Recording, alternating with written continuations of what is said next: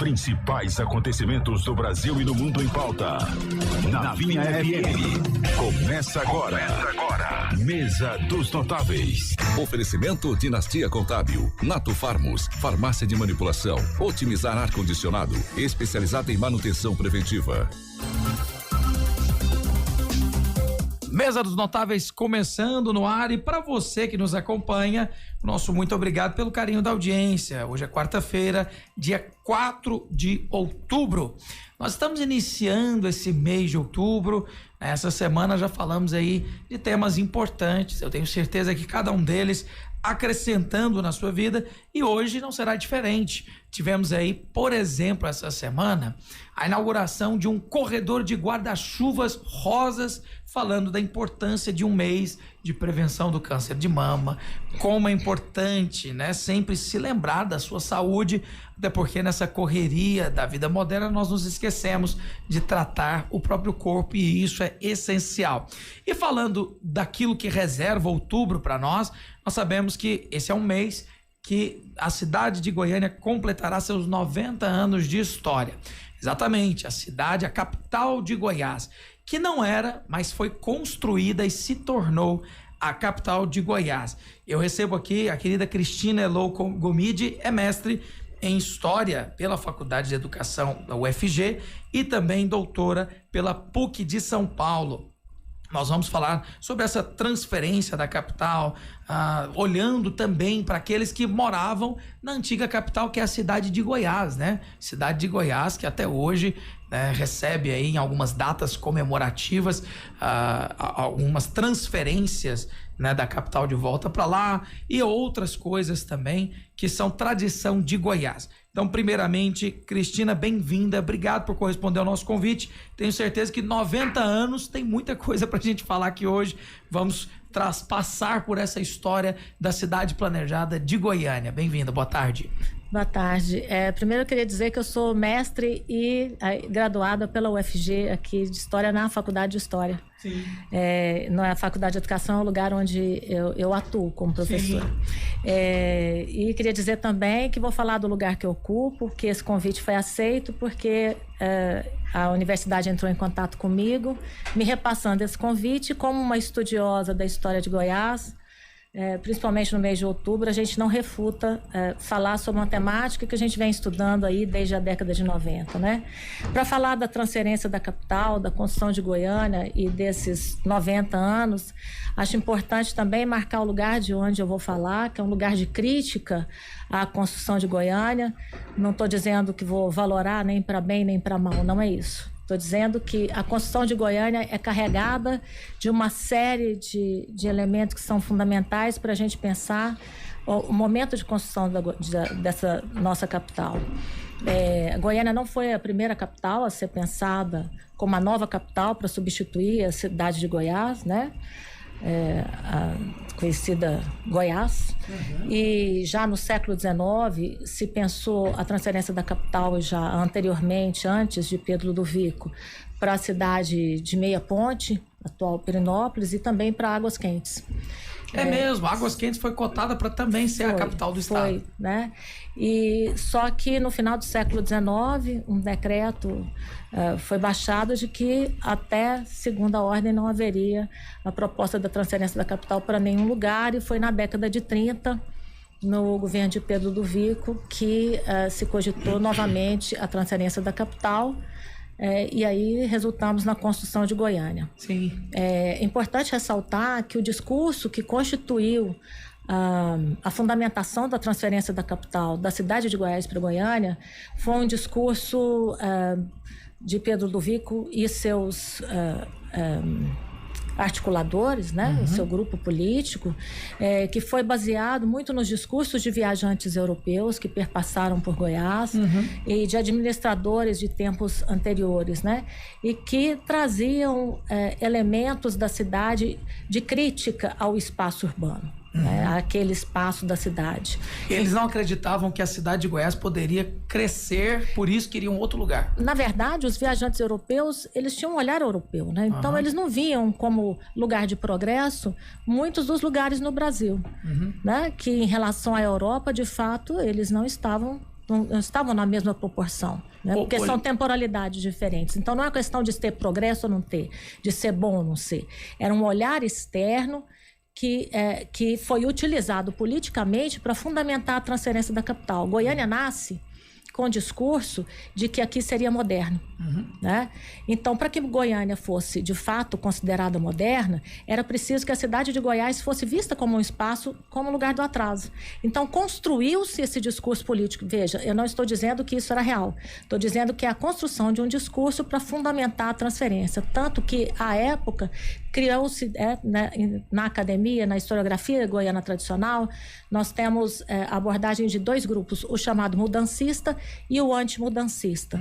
Então, no meu trabalho de mestrado, por exemplo, realizado lá na década de 90, o que a gente pode perceber, principalmente a partir das entrevistas, das narrativas orais, das pessoas que permaneceram na cidade de Goiás, mesmo após a transferência da capital, é de que havia controvérsias, né? Disputas políticas no espaço da cidade, e que isso desembocou, então, numa força ainda maior para que Pedro Ludovico pensasse a transferência, embora ele já viesse antes de assumir o poder, já com essa perspectiva da transferência da capital. E eu amo ouvir, né, enquanto a Cristina vai dizendo aí, porque você consegue já vislumbrar o que foi naquela época transferir a capital do estado de Goiás. Depois eu quero até ouvir dela, porque nós tivemos outras variáveis, como, por exemplo, a cidade de Campinas, que era aqui do lado, né?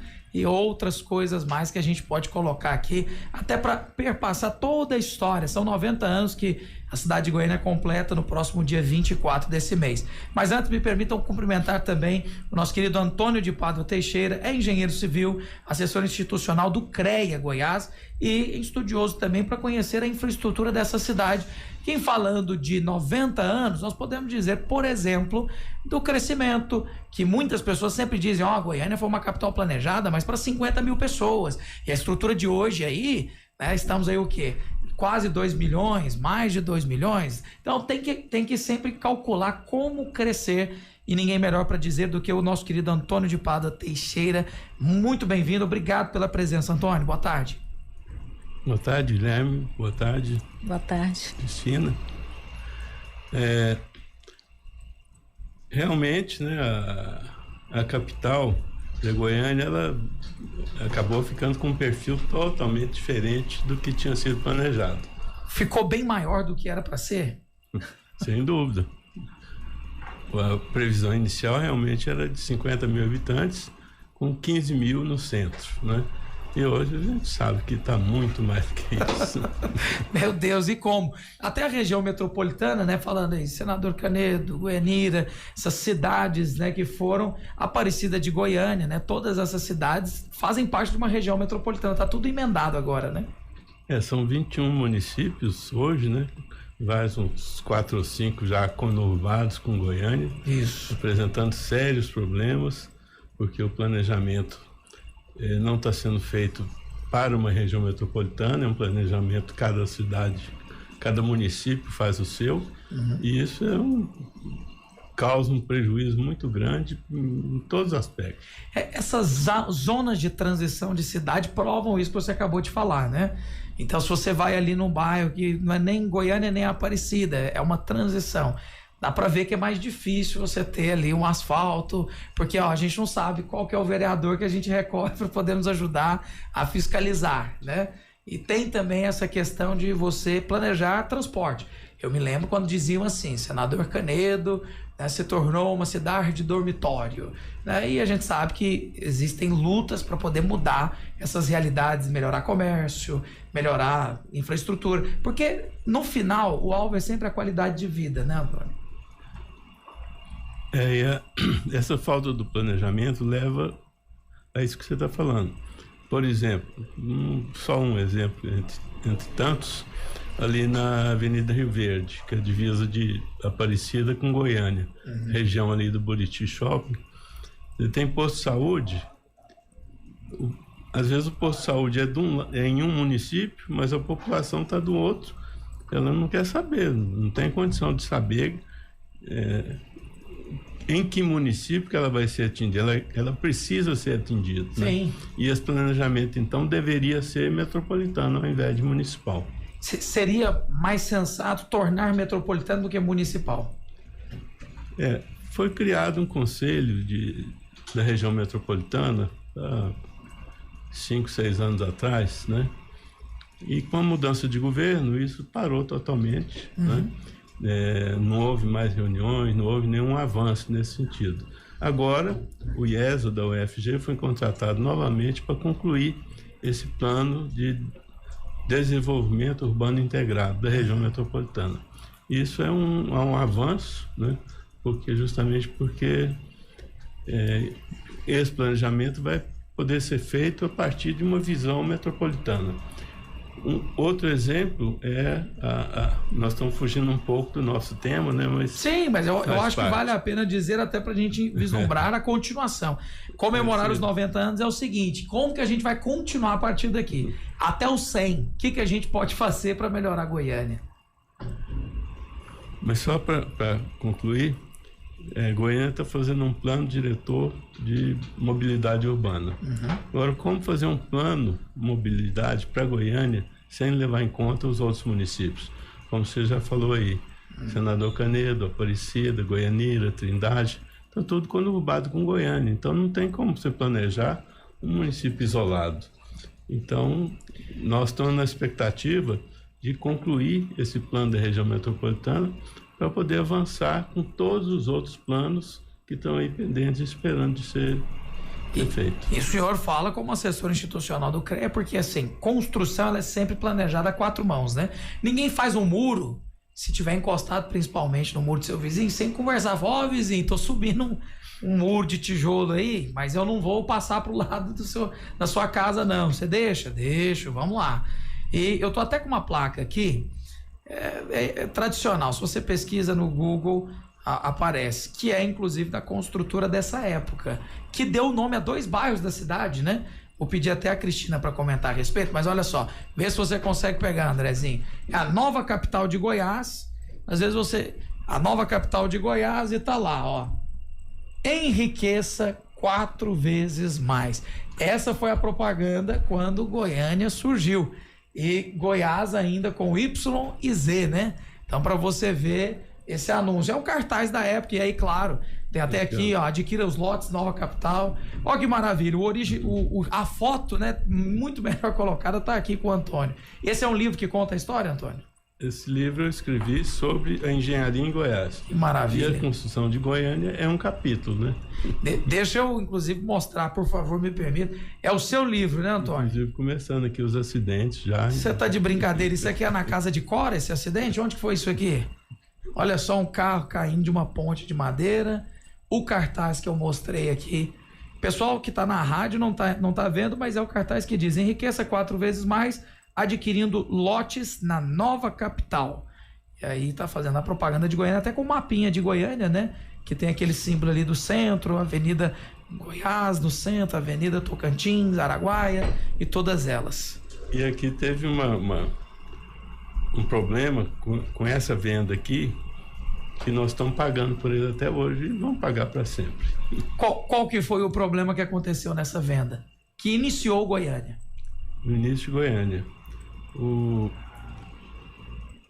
contrato com Atílio foi rescindido, e o governador, o Pedro Ludovico, na época, contratou uma empresa, Coimbra Bueno, para continuar a construção de Goiânia, que tinha sido começada pelo Atílio. E ele pagou uma parte desse trabalho com lotes. 5% do contrato era pago com lotes. Então ele deu essa faixa que é hoje o setor Coimbra e o setor Bueno. O nome eram 2 irmãos, Abelardo e Jerônimo Coimbra Bueno.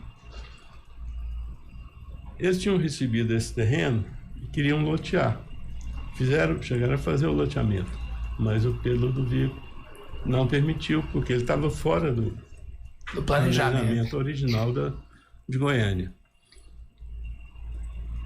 Na outra eleição, quando chegou em 1945, que o Getúlio saiu, né, fizeram uma eleição, e o Jerônimo ganhou a eleição.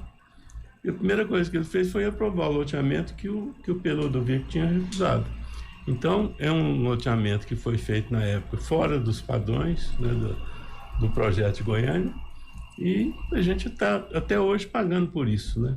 Paga muitas vezes com problemas de energia, água. Não foi planejado. Né? Porque é exatamente isso que o planejamento faz, né? Planeja capacidade, localização. Na prática dá para entender muito bem o que você disse, Antônio. E Cristina, a gente diz tanto sobre conurbação aqui. Por favor, me conta um pouco sobre essa história, porque quando decidiu-se que não seria mais capital do estado de Goiás, a cidade de Goiás, aí nós vamos ver uma procura, e eu fiquei impressionado. Você disse até Rio Quente, também lá. Também, cogitou-se, né? Assim, havia especulações, né? E acabou que só teve a transferência da capital na década de 30, muito em função da chamada revolução, entre aspas, né? De 30, que a gente hoje na historiografia chama de golpe. Mas existe uma coisa importante aí, assim, como é interessante a gente escutar pessoas de outra área, né? Eu li muito sobre engenharia e arquitetura para fazer o meu trabalho no campo da história, mas Goiânia tem características importantes dentro de um projeto que é um projeto exploratório, né? No século XIX, a gente teve projetos exploratórios que foram vividos aí com as bandeiras paulistas, e no século XX a gente tem a Marcha pro Oeste. Goiânia não é construída literalmente com a Marcha pro Oeste. Pedro Duvico, quando pensa a construção de Goiânia, não é ainda a Marcha pro Oeste, porque ela é posterior com o governo varguista, mas recebe o apoio de Vargas, né? Tem uma reportagem de jornal que é muito bacana, do jornal Lavoura e Comércio de Uberaba, que circulava por todo o estado, por toda a região, na verdade, que fala assim, depois da visita de Getúlio Vargas com a Pedra Fundamental em 42, que fala o seguinte: Goiânia é a filha mais nova do Brasil e dará muitas goianiazinhas. Então, eu gosto muito desse texto porque representa o projeto da Marcha pro Oeste, que na verdade é a ideia de progresso, né? É exploratório, que é travestido de uma ideia de progresso, né? O que vem depois, né? Não vou valorar, mas a ideia é exploratória. Então a construção de Goiânia vem para explorar regiões do Brasil não exploradas, faz parte desse projeto. Em outras palavras, ocupar regiões que antes não tinha ninguém. Ocupar uma região para explorar. Então, quando a gente vê os loteamentos, né? E aí vou sair um pouco da minha alçada científica, que escuto muito meu pai, que tem 89 anos, contando toda a história dos bairros, né? Que eu nunca explorei, deveria fazê-lo, trabalhando com narrativas orais. Mas a ideia da exploração e do povoamento de Goiânia perpassa muito pelo processo exploratório, que não é diferente do processo exploratório que aconteceu com as bandeiras paulistas. E é tão importante a gente perceber como que há uma conexão nisso e como continua carregando essa concepção hegemônica, que Pedro Ludovico é citado nos artigos de jornal também nesse período como o novo bandeirante do século XX. Olha só. Né? E eu faço críticas ao Bandeirante, né? Estou dizendo isso como uma incorporação de uma concepção. Sim. Né? Que a figura do Bandeirante ela é associada a esse cara que explora outros lugares, ele vai para encontrar. Foi exploratória e foi de fato dizimadora, né? Dizimou muito em nome de levar o progresso, né? Você vê, ele tem hoje um monumento ao Bandeirante, ele carrega consigo uma bateia e uma arma. Né? Então tem toda uma simbologia que a gente no campo da história, quando faz a história crítica e ética, né, tem feito esse debate, principalmente que não sou eu que estou dizendo, somos um grupo de historiadores que já há muitos anos, algumas décadas, fazemos essa leitura. Sim. E inclusive dessas cidades, Campinas é uma que, quando Goiânia se instalou, ela perdeu aquela autoridade, né? Porque Campinas era uma cidade... Era um município, né? Município. Serviu de entreposto. Inclusive, gostaria de escutá-lo também, né, sobre isso. A Avenida Anhanguera, que se tornou um cordão umbilical, né? O que é o corredor de ônibus? Esse corredor de ônibus que é sempre pensado e pensado multiplamente, né? Aqui, antes dessa conversa ao vivo, você falava sobre o transporte, né? Por que a gente não tem metrô? Existe toda uma... Isso aí é a dor do goiano antiga, né? Porque a mobilidade urbana, ela é cidadania, né? Então, o ir e vir... E a Avenida Anhanguera se tornou o cordão umbilical de Campinas para o restante, da cidade, e Goiânia foi construída a partir da Praça Cívica, né? O primeiro lugar assim, de visibilidade de Goiânia não é uma igreja, era para ser contraponto a Goiás, então construiu-se um centro administrativo e a partir dali irradiou-se a cidade. Né? E vem, então, a Avenida Anhanguera e corta esse pedaço do centro, que é uma forma de transitar os trabalhadores. Né? E a Avenida Anhanguera, ela é infinda, né? Assim, a gente olha, ela é ainda um grande cordão umbilical fundamental para o transporte, né? E tem esse caráter, né? Do transporte da classe trabalhadora, tem toda uma propositura aí de uma lógica de funcionamento da cidade, né? E Campinas é esse entreposto. E aí eu poderia dizer uma série de coisas, dentre elas a própria construção do estádio, do time de futebol, do Atlético, né? E aí são inúmeros trabalhos que a gente poderia citar, mas eu sugeriria, inclusive, a leitura do trabalho do professor Eliezer Cardoso. Somos colegas de trabalho, ele também discute história de Goiás, e ele tem um pequeno paradidático que é oriundo da dissertação de mestrado dele, que é a História Cultural de Goiânia, que fala um pouco sobre esse lugar. Que legal. Que a engenharia também aborda, que é de como a cidade foi crescendo, sobretudo a partir da construção de Brasília, né? E essa coisa vertiginosa. E mais, a construção de Goiânia, ela foi retirando, né, da cena, do centro da cidade, os operários, construtores dessa cidade, né? Então, cada vez mais eles foram jogados para fora. Tem uma peça de teatro produzida pela minha companheira de área, a professora Miriam Bianca, ela é companheira das Ciências Humanas na Faculdade de Educação, que se chama Oncotô, Oncovô, Cocossô. Ela é sensacional, né? Assim, bem goiano o título. Oncotô, Proncovô, Concossô. Oncovô, que é contando essa história da classe trabalhadora, dos operários, como eles foram sendo postos cada vez mais para as adjacências da cidade, porque as classes mais abastadas foram tomando conta do espaço do centro. A gente tem, por exemplo, o exemplo de várias casas ali que representam o Art Deco, digamos assim, que não foi escolhido à toa, foi escolhido porque ele estava na crista da onda, digamos assim, né? Em termos de arquitetura europeia. Era a sensação do momento, né? Sim, ela foi construída para criar esse ar mesmo de sou moderna e vir para ser moderna, né? Mas a gente sabe que não havia esse estofo todo naquele momento, principalmente. Eu vou até pedir para que o Antônio mostre mais fotos, que eu tô curioso para folhear seu livro agora aqui, viu, Antônio? Que enquanto a gente vai conversando de história, eu vou imaginando como que Goiânia foi se dando. Ali na Praça Cívica, se você sair um pouquinho para entrar para o Lago das Rosas, tem a casa do Pedro Ludovico, né? Ninguém para poder dar uma olhada, mas ali é um museu, inclusive. A placa tá meio apagada, né? Ninguém sabe. Eu, pelo menos, descobri faz pouco tempo pesquisando a respeito. E para vir para esse programa, eu fui ler sobre Campinas e tinha um colégio lá, Santa Clara, né? Que muito, muito tradicional, que com o tempo foi também um dos pontos de desenvolvimento, e Campinas, claro, entrou, conurbou de vez com Goiânia e virou um bairro de Goiânia, né? Conta pra gente, Antônio, como é que foi esse processo? E essa foto aí, só o mato, que lugar é esse? Conta pra mim. Eu queria comentar exatamente sobre, já tocou no assunto da Avenida Anhanguera.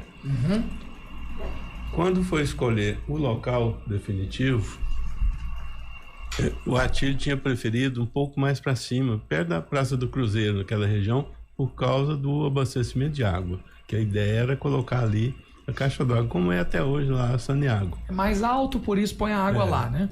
Mas o Pedro Ludovico achou melhor puxar mais para baixo, justamente por causa da Avenida Anhanguera, que era a estrada que ligava Campinas a Leopoldo Bulhões. Então ele quis ficar mais próximo ali da Avenida Anhanguera. Por isso que a cidade toda desceu, né? Mas ela para ter sido um pouco mais para cima. E também comentando sobre o transporte,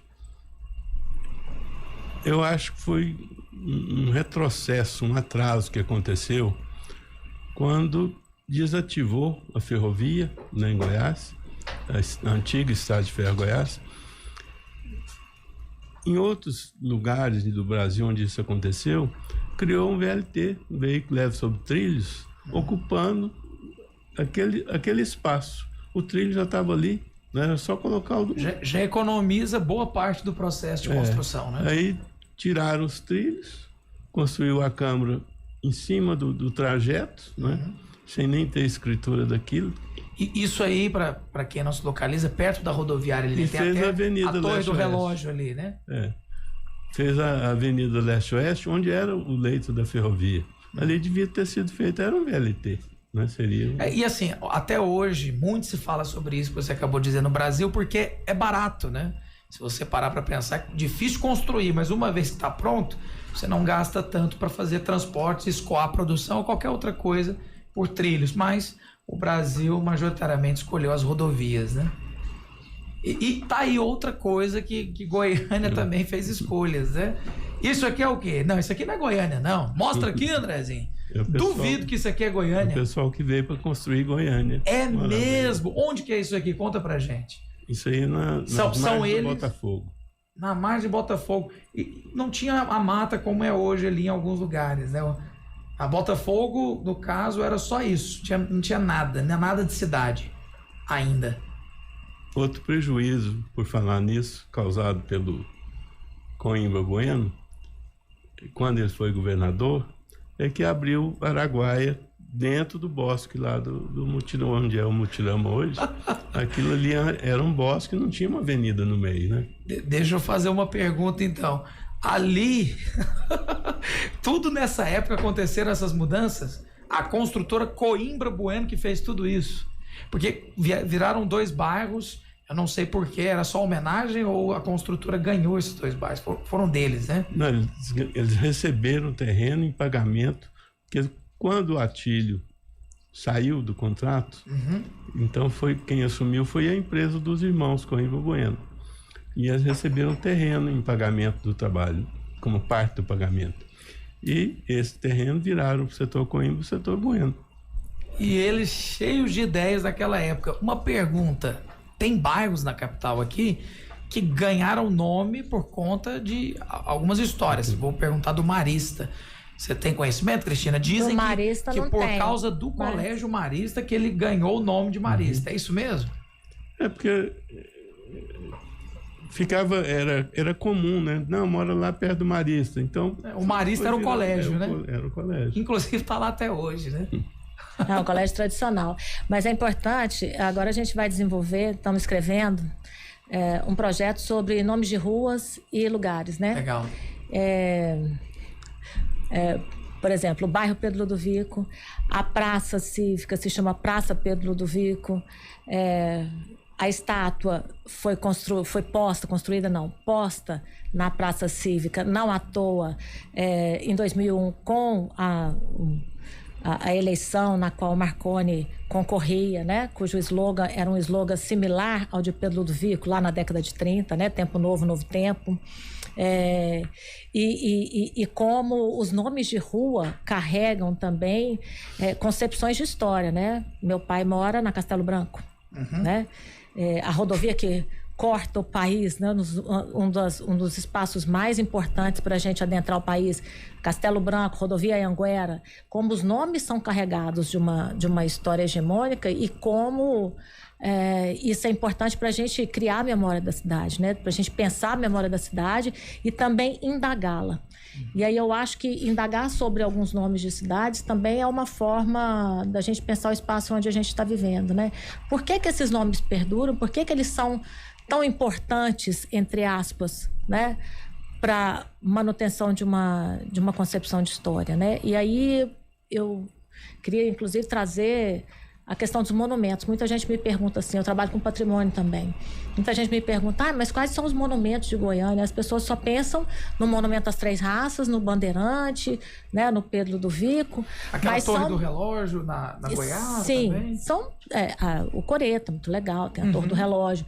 Mas a gente tem que começar a fazer uma leitura crítica sobre essa história, porque a história, né, quando a gente olha para o passado, a gente olha a partir das problemáticas do presente, a partir das coisas que a gente indaga no presente. Então a gente olha para o passado, não para apagar o passado, né?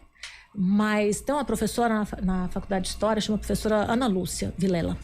ela fala sobre intervenção. Então, mais do que apagar, né? A gente não tem que apagar, a gente tem que olhar para lá e falar assim, isso aqui a gente tem que intervir, porque essa história não conta a história de todo mundo, e essa história que é contada, ela não conta a nossa história. A gente tem que contar a história, né? Tem que escutar as pessoas e saber que histórias são essas. Então, o Bandeirante vem contando a história de um herói, né? Que é a representação de um massacre. O Monumento às Três Raças, que embora tenha sido construído por uma mulher, né? Ele ainda é a democratização das três raças, como se nós tivéssemos vivido a harmonia das três raças, e isso atrapalha com que a gente veja hoje o processo de construção da desigualdade, que a gente de fato faça intervenções sérias, né, sobre isso. É preciso que a gente reconheça essa trajetória do passado para que no presente a gente faça intervenções importantes. Então, fazer intervenções também na leitura desses monumentos, que seja com obras de arte, de que modo for, né, criar mecanismos de intervenção. E aí queria citar só o trabalho de um artista, ele é indígena, ele é arte educador formado pela PUC, Goiás, trabalha na Secult. E ele tem um trabalho maravilhoso de desenhos. E ele tem um desenho especial que ele substitui o bandeirante por uma mulher indígena grávida levantando um bebê. Ele é uma obra de arte de uma amorosidade e é intervencionista e muito poderoso. Representa muito dessa necessidade do presente, sabe? Da gente fazer essa releitura. E não é releitura de desmontar, não. É de falar, essa história aí é uma história hegemônica. Ela é construída, ela é inventada, né? Um bandeirante não era herói até o século XX. Ele foi incorporado como herói nessa história, nesse projeto de nação, né? E ele é comemorado nas escolas, né? É comemorado nas datas. Aí fica parecendo que o que conta toda a história de todo mundo é o 7 de setembro, 24 de outubro ou 15 de novembro. Hoje, que eu gostei demais. A Cristina estava dizendo muito aí sobre os monumentos e as localizações. E se eu não me engano, todos esses monumentos que você citou deve estar tudo nessa imagem aqui, viu, Cristina? Que é o início de Goiânia. Tô dando uma missão pro Andrezinho hoje no YouTube, terrível, de filmar todas as imagens do livro, mas assim, como é bom poder lembrar, né, daquilo que toca a nossa vida. Eu nunca vi essas fotos, eu tô achando maravilhoso. Já tinha visto, às vezes você vai no supermercado, você vai em alguns lugares que tem, né, fotos históricas. E aí tem aquela foto da Avenida Goiás cheia de árvores, uns carros da época, né, de certo Ford, e é isso que mostra a época de Goiânia. Eu vou fazer um rápido intervalo. Posso fazer um comentário? Por favor, Antônio. Só um comentário sobre os nomes que a Cristina citou. É interessante, o Peludovico, eles tinham colocado o nome da Avenida Goiás de Peludovico. Ele achou que não deveria, né? Fez um decreto nomeando de Avenida Goiás, quer dizer, ele abriu mão da homenagem para colocar o nome de Goiás, que ele achava que seria mais interessante, mais conveniente. E outra coisa é que lá no Jaó, aquele terreno onde hoje é o bairro do Jaó, era do Magalhães Pinto. Na época ele era dono do Banco Nacional, muito poderoso. E depois da Segunda Guerra, o pessoal aqui queria fazer um bairro lá. E tinha alguns prisioneiros de guerra que vieram para o Brasil e foi pedido autorização para o Magalhães Pinto e para o governo aqui na época de eles ficarem encarregados de fazer o bairro. A única coisa que o Magalhães Pinto pediu é que colocasse lá o nome do Avenida Pampulha e Avenida Belo Horizonte, para homenagear os locais lá de Belo Horizonte. Então isso foi feito, o Jaó foi feito por esses prisioneiros de guerra, homenageando o estado de Minas Gerais, que era do Magalhães Pinto, que era o dono do terreno.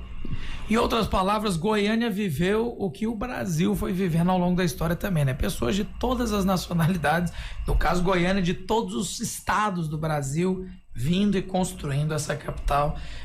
A gente poderia fazer uma analogia com Brasília também, né? Que viveu construção e planejamento, e descobrir quais semelhanças existem aí entre a capital do Distrito Federal e a capital de Goiás. Mas eu vou fazer um rápido intervalo. Na volta, eu te conto por que em 90 anos de história de Goiânia nós podemos falar aí de tantas transformações. Será que o crescimento de Goiânia vai continuar nesse ritmo? Porque é uma cidade que realmente, cada dia que passa, nós dizemos aqui da construtora Coimbra Bueno. Tá aí, Bueno não para de subir prédio. Todo dia é uma construção nova. Eu ouvi da boca de um engenheiro assim, Goiânia é um dos maiores canteiros de obras do Brasil. Realmente, para todo lado que a gente olha, a gente vê alguma construção. O que será nos próximos 10 anos? Goiânia 100 anos, como será? 90 anos a gente já sabe, esse mês a gente alcança ele. Então, não sai daí, rápido intervalo, Mesa dos Notáveis já volta. Estamos apresentando Mesa dos Notáveis. Oferecimento Dinastia Contábil, Nato Farmos, farmácia de manipulação, otimizar ar-condicionado, especializada em manutenção preventiva.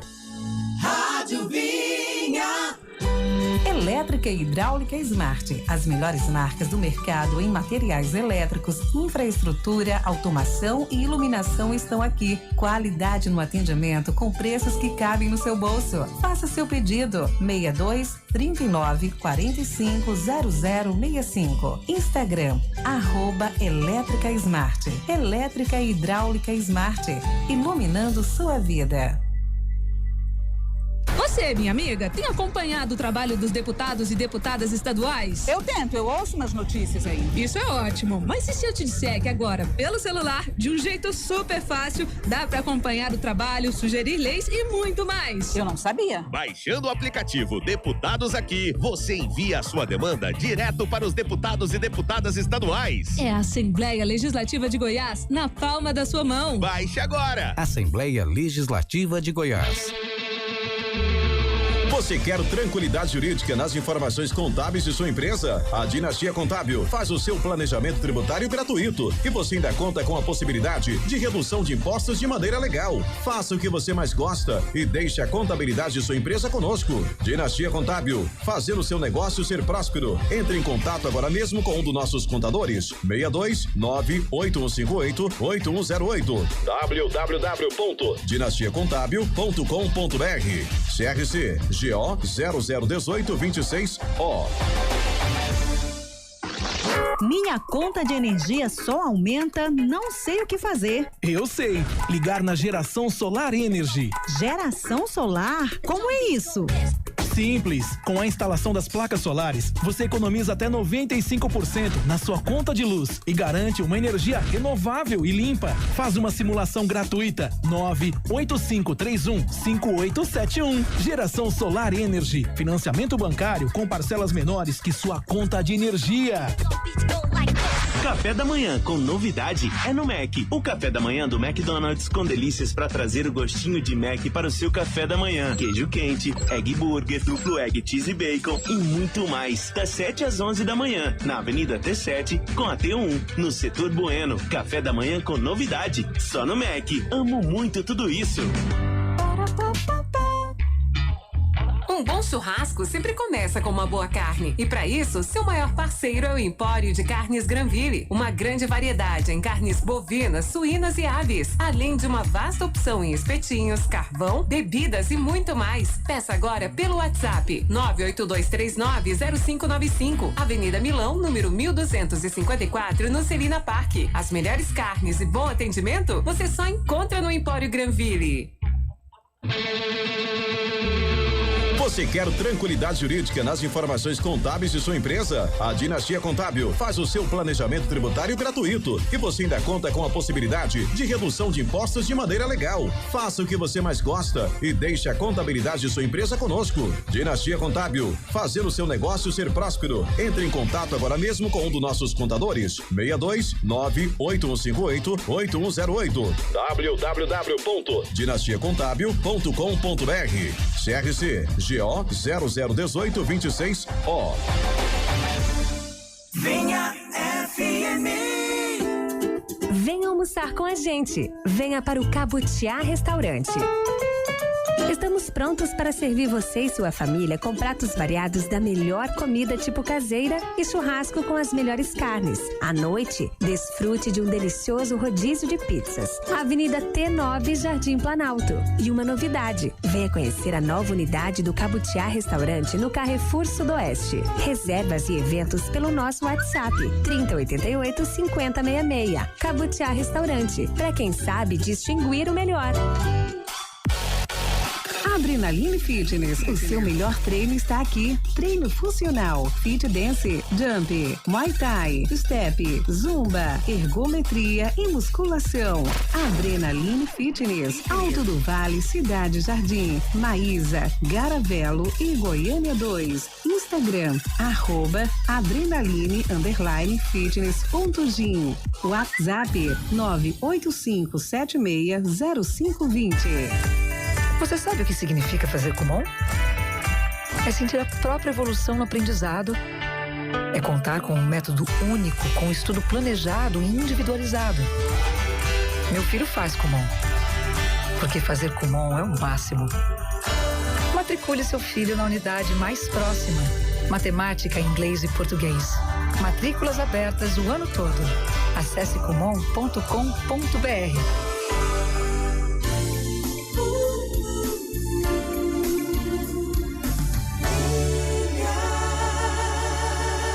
Estamos apresentando Mesa dos Notáveis. Oferecimento Dinastia Contábil, Nato Farmos, farmácia de manipulação, otimizar ar-condicionado, especializada em manutenção preventiva.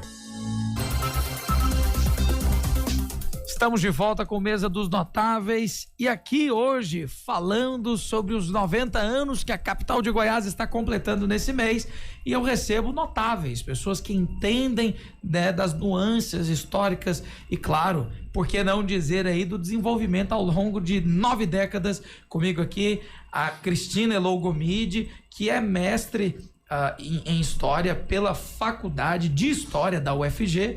Hoje, inclusive, ela leciona, coordena ali na Faculdade de Educação da UFG o curso, e também é doutora pela PUC São Paulo em História. Conosco também doutor Antônio de Paula, doutor não, né? O nosso engenheiro civil, Antônio de Paula Teixeira. Ele é assessor institucional no CREA Goiás. E só para dizer que ele tem um livro aqui cheio de fotos. Se você está ligando a rádio agora, sugiro até que você entre no YouTube para visualizar tudo que a gente está falando, né? O livro está aqui, Engenharia em Goiás, e o Antônio mostrou muita coisa legal que já mudou, né?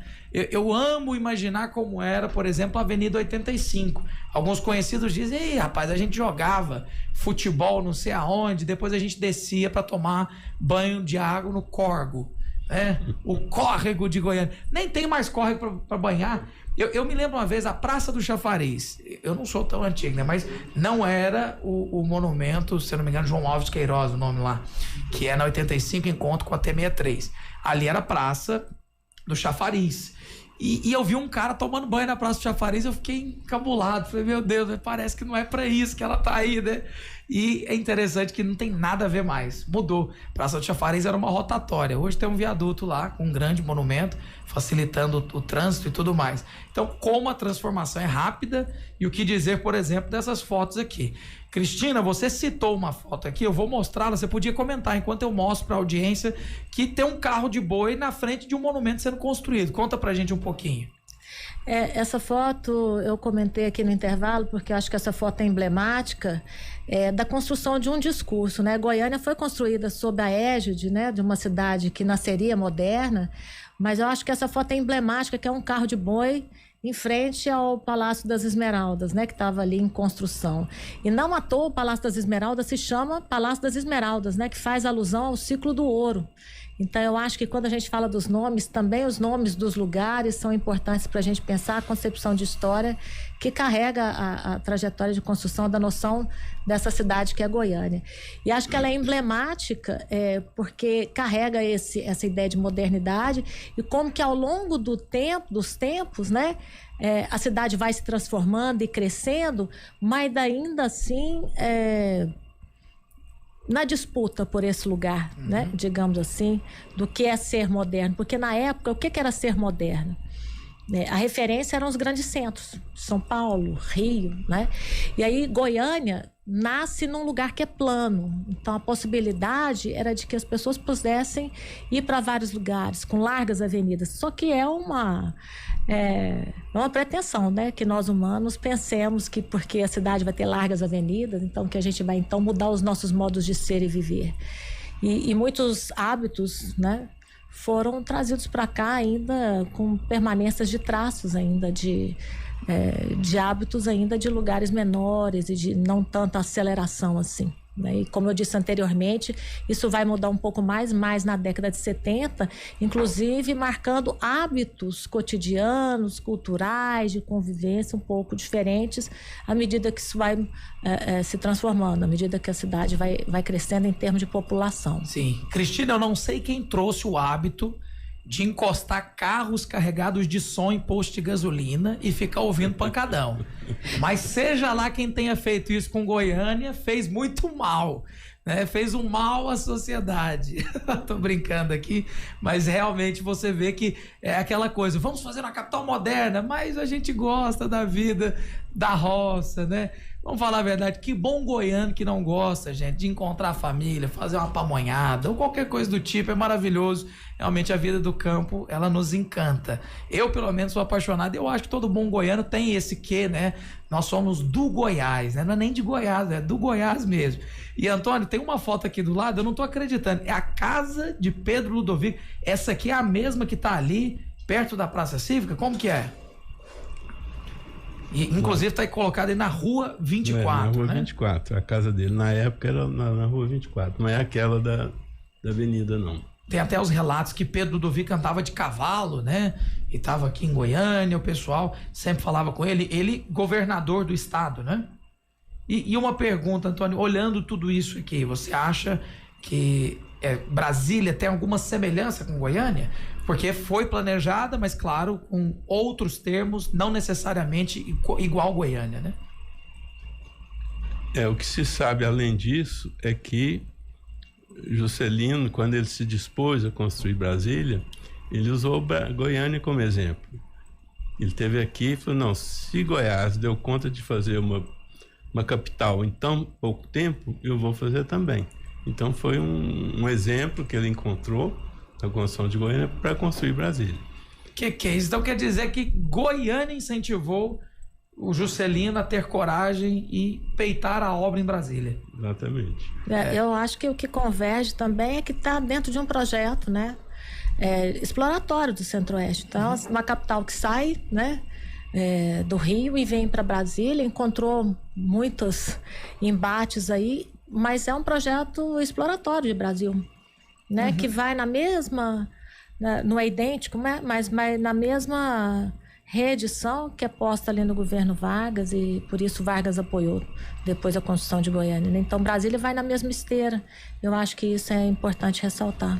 E sobre essa questão do crescimento acelerado, porque assim, existe uma expectativa, 50 mil pessoas, de repente foge completamente ao plano, mas muito rápido.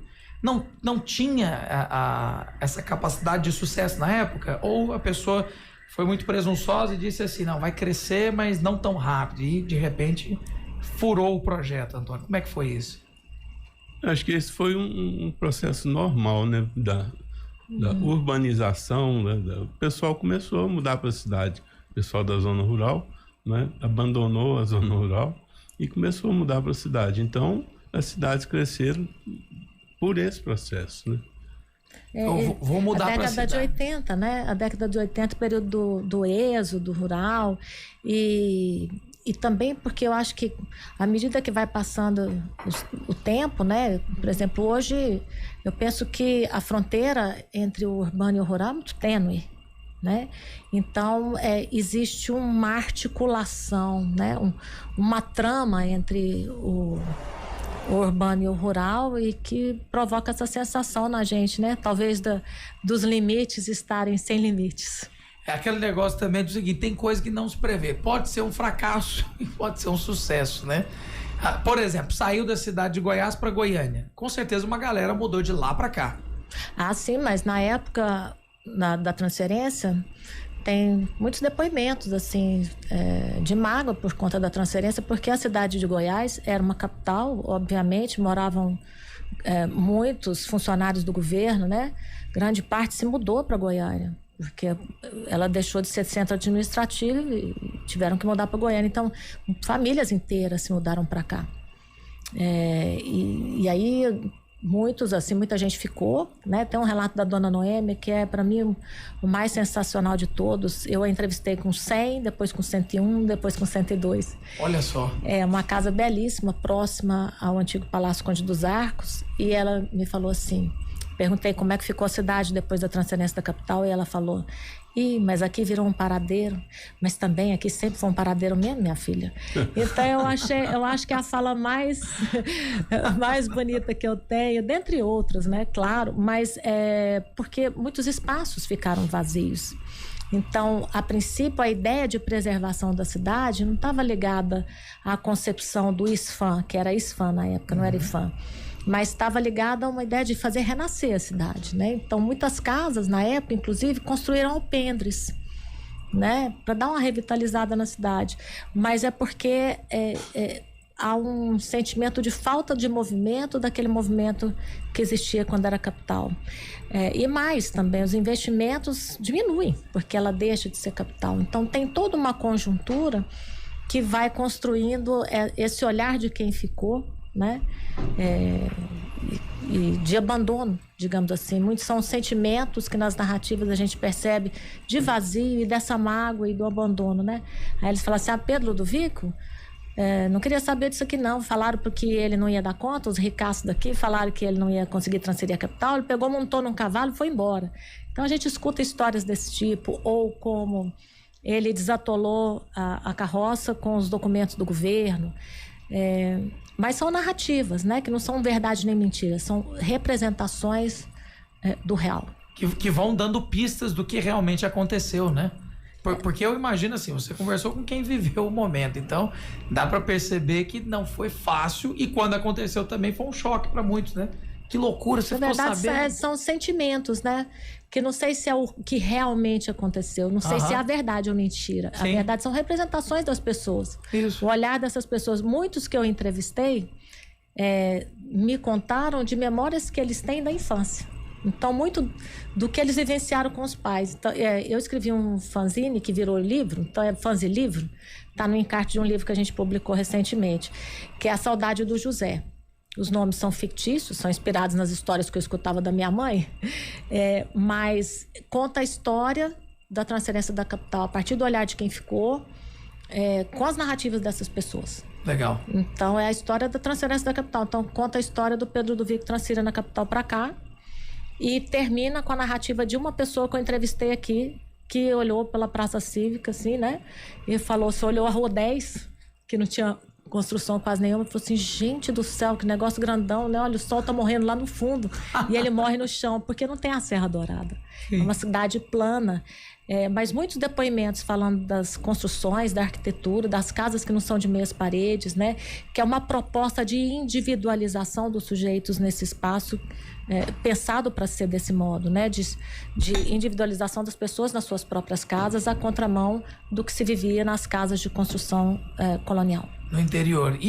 Mas aí, nesse levantamento que eu fiz aqui, de 1790 a 1914, a média de construção de casas na cidade de Goiás ficou abaixo de uma casa por ano. De 1914 a 32, após a chegada do automóvel e do fim da Primeira Guerra, a média aumentou para 1,5 casas por ano. Porque é muito pouco, né? A cidade realmente não... Era aquele paradão, né? Até que pegou o ritmo e tinha gente, demorou um pouco. E uma pergunta, 90 anos, olhando para as cidades em Goiás mesmo, como Catalão, 90 anos é uma cidade jovem, né? Muito jovem. Muito faz pouco tempo que Goiânia começou. O que a gente está dizendo aqui faz pouco tempo, comparado a outras histórias. Tem uma frase aqui também do Atílio, que no relatório que ele fez na época: o nosso ferro e o nosso níquel se evadem para o exterior, voltando como maquinismo por preços astronômicos. No dia em que se desfizer a lenda insuflada de fora e que diz que o Brasil ser um país essencialmente agrícola e que ativarmos a nossa indústria, qual será o papel que desempenhará essa cidade? Mas até hoje isso continua acontecendo, né? O Brasil exporta soja, exporta minério de ferro e compra de volta o aço, compra trilho, porque aqui não fabrica. Então, 90 anos depois, continua acontecendo. E a gente já teve discussões aqui N sobre isso, dizendo o seguinte: exporte cada vez menos carne e mais linguiça, né? Faça o enriquecimento daquilo que você está vendendo. Agrega valor, né? Exatamente, vamos agregar valor. Essa frase é brilhante, hein? É de quando essa frase? Isso aí... 1935, mais ou menos. Tava falando que a gente está exportando níquel, ferro e comprando um maquinismo de volta por muito mais valor. Temos que fazer mais... Essa frase é do Atílio. Lógica colonialista, né? Exato. E fora que, assim, até brinquei aqui, né? Falei, rapaz, Goiânia tem um potencial fenomenal. Eu fico vendo a quantidade de cantores, por exemplo, que saem de Goiânia. Nós temos muitos artistas...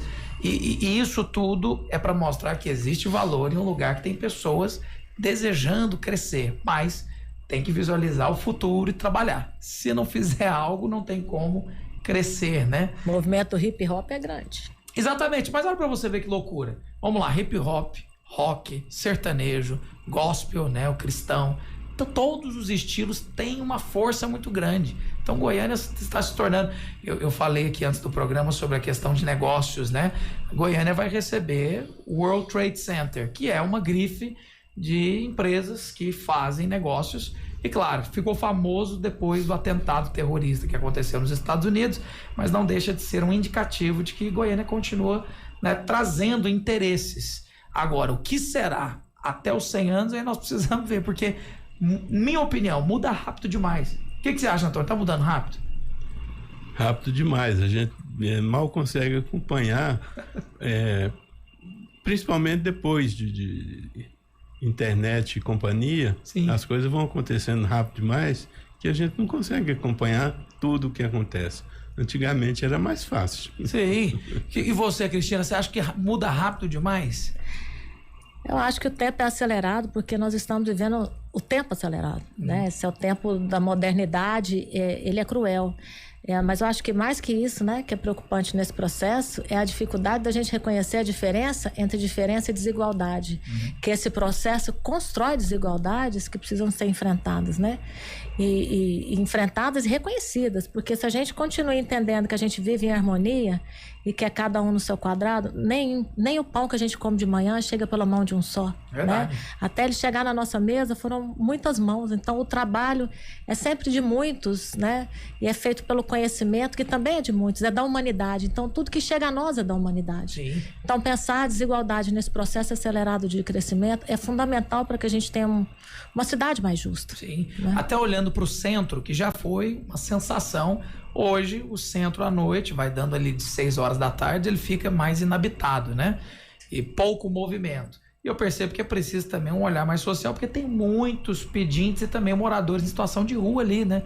O centro se tornou, assim, um lugar com muitas pessoas assim. Então, tem que analisar esse desenvolvimento da cidade, até olhando para bairros que precisam ser reativados. Antigamente o pessoal estava dizendo aqui no programa Mesa dos Notáveis, tem que revitalizar o centro, tem que trazer de novo aquele movimento, mas eu não sei exatamente o que seria para poder aproveitar o nosso espaço, que tem que respeitar, né? O centro de Goiânia tem que ter. Né? Tem que ter investimento. Sim. Se não tiver investimento... É difícil, né? Hoje teve uma repaginação, mas não pode ser só o centro, né? Claro. A gente pensar, por exemplo, no patrimônio. O que é patrimônio? Patrimônio é tudo que é feito pelo ser humano. Então, por isso que a natureza tem que ser preservada, porque nós somos seres humanos que vivemos em relação com a natureza e vice-versa, e o que nos diferencia dos animais é o modo como nós planejadamente a transformamos. Por isso que a gente não pode destruir a natureza, senão a gente vai transformar o quê, né? E aí, quando a gente fala em patrimônio, o centro é patrimônio por quê? Né? E onde mais é patrimônio? Que lugares de patrimônio nós temos? Que lugares, porque o patrimônio é produzido também nas experiências, né? Nas experiências, nas trocas e sobretudo nas relações sociais. Então, o que é que no centro a gente pode fazer que a gente agrega pessoas, né? E que de fato a gente pense no sentimento de pertença e de identidade. Tempos atrás eu tive a oportunidade de ler um trabalho sobre o jockey. né? É um trabalho da Faculdade de História, assim, muito legal. A menina chama Natânia, uma garota assim, ela é jornalista e fez a pós dela em História. Um trabalho muito legal sobre o jockey. E como que o jockey, né? O jockey hoje, né? Eu moro lá perto, fiz natação recentemente lá, sofro só de ver. Porque ele faz parte da história da cidade. O que é o jockey nesse processo? Como que ele foi despatrimonializado? Por quê? Né? São debates que a gente tem que fazer, como que essas questões, né, vão sendo postas ou esquecidas, que interesses estão agregados nessas discussões, né? Então é para a gente pensar também formas e porquês de revitalizar. É para quem, por quê e como. Com muita certeza. E claro, pensar em Goiânia na época da chuva, viu, gente? O pessoal esquece da chuva, chega a chuva, acaba a energia, buraco na rua, tem que pensar em tudo. É ou não é, Antônio? Tô falando aqui com o engenheiro civil do CREA, tem que planejar, senão chove, acaba a vida em Goiânia, como é que faz com o trânsito? Tem que sempre ter esse planejamento a longo prazo. Outra coisa que a gente tem incentivado muito, e foi contratado há um mês mais ou menos, é o plano diretor de drenagem de Goiânia. Sim. Então, a gente está com expectativa muito grande, ele está sendo elaborado pela UFG, pessoal muito competente, e esperamos que dê bom resultado. Ainda bem que pelo menos a água que corre aqui em Goiânia, ela toda nasce aqui mesmo, né? Praticamente todo o território é topo de morro. Não vem água de outro município para Goiânia, a não ser o Meia Ponte, né? Sim. Mas se a gente souber cuidar dessa água que cai aqui em Goiânia, nós vamos ter um ótimo resultado. E isso que espero que dê esse plano de drenagem de Goiânia. Com muita certeza. Vamos aguardar. Quem sabe a gente já não repete a conversa saindo desse plano de drenagem, que eu acho essencial. Não é uma exclusividade de Goiânia, né? Eu acho que foi recente. Nova York, mostrando notícias, assim, os lugares de centro administrativo em Nova York inundada. Mas é preciso pensar. Temos que planejar, porque Goiânia é assim, a gente reclama do calorão, aí quando chega a chuva a gente fala, rapaz... Não pensei nesse período da chuva. Aí é motoqueiro comprando capa de chuva e alagando aquelas mesmas regiões de baixada. Tem uma aqui que parou de alagar, né? Aquela baixada ali do Clube Oasis, nunca mais teve aquele alagamento crônico, mas teve que pensar ali até que resolvesse. Esperamos que a gente consiga desenvolver mais soluções. Deixa eu citar. Tem uma entrevista do Altair Salles. Sim. A gente trabalha em sala com ele, que ele fala sobre o problema do desmatamento nos espaços, né, rurais e como que eles incidem sobre a cidade. A gente nem escova os dentes direito depois que lê o texto. Aí passa um tempo, a gente lê de novo, né? Mas é um texto muito bom, que é uma entrevista do Jornal Opção. Assim, se entrar na internet e jogar lá Altair Salles, Jornal Opção, vai sair a entrevista. Importante, né? Importante para a gente pensar que o que está na cidade, né? O que alaga na cidade, os espaços que supitam, eles têm relação com o processo de desmatamento, né? Porque é a alteração do bioma do Cerrado e que não atinge só Goiás, né? Atinge o Cerrado e outros espaços do Brasil. É isso, plante uma muda na sua casa, né? Faça a sua parte e não jogue lixo na rua, porque ó, depois que inventaram, né? O pessoal joga daquele vaca brava depois que drenaram para limpar, acho que até fogão tinha lá dentro, né? Bicicleta e segue a lista. Mas isso é um assunto para um próximo programa, porque nós estamos no mês do aniversário de Goiânia, que vai completar 90 anos no dia 24 de outubro. Que é isso, hoje o programa foi bom para lembrar, mostrar fotos e por que não pensar os próximos 10 anos da nossa capital. A nossa querida Cristina Elô Gomide, doutora Cristina, ela é mestre em História pela Faculdade de História da UFG e também doutora pela PUC São Paulo. Falamos aí também da transferência da capital, né, da cidade de Goiás para Goiânia e todas essas nuances pela presença, contribuição. Nosso muito obrigado, Cristina. Boa tarde. Boa tarde. E ao querido Antônio de Pádua Teixeira, engenheiro civil, assessor institucional do CREA Goiás e também um estudioso da infraestrutura da cidade de Goiânia. Obrigado por trazer o livro, as histórias, e eu espero sinceramente que o plano de drenagem dê resultado, porque nós estamos precisando, viu? Obrigado, querido Antônio. E a você, ouvinte, que esteve conosco até aqui, nosso muito obrigado. Sabemos que o Mesa dos Notáveis amanhã está de volta com um novo tema e eu te espero. Só uma pergunta que eu sempre faço: tem rede social, Antônio, para o pessoal seguir você lá? Não uso muito rede social, não. O negócio é só o CREA mesmo, né? Então, se o pessoal quiser te ver, pode procurar o CREA. Pode acessar o YouTube da Vinha FM, que aqui te encontra também no nosso programa. Cristina, tem alguma rede social para quem quiser te acompanhar? Cristina Elô. Pronto. Joga lá, Cristina Elô. O Elô com H, né? Isso. O pessoal pode acessar e continuar vendo todos esses estudos que a Cristina posta lá. Obrigado, Cristina e Antônio. A você, ouvinte, muito obrigado pelo carinho da audiência e companhia. Nos encontramos amanhã para mais um programa com um novo tema. Até lá, tchau.